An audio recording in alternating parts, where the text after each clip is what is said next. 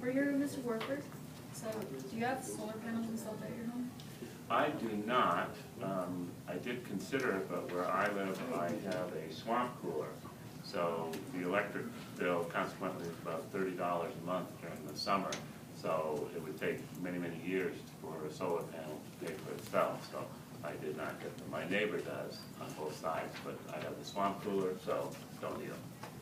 About how much energy do you think you use per day?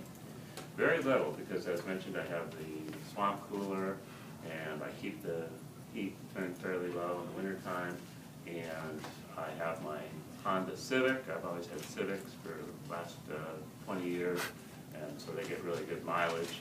So I try to minimize what I use. Did you know the average American home actually uses 901 kilowatt hours per month?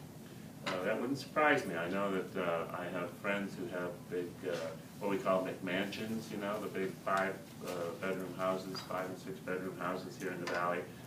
Mine's just 2-bedroom. It's an old style over in Lancaster, and I know that some of them have, you know, $500–600 a month cooling bill in the summer, and as I said, mine is running around $30. So I try to keep mine down, but that wouldn't surprise me if that would be the average. Which energy type do you think is most effective and why? Well,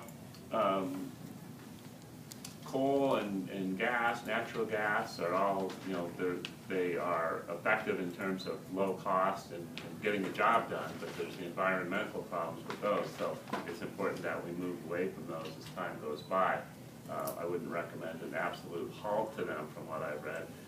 Would have dire economic consequences, but I think it's important to continue the research and continue the improvements. I know the costs of the alternative energy methods have come down a lot, so I think that's really important that we continue to move away from our dependence on fossil fuels.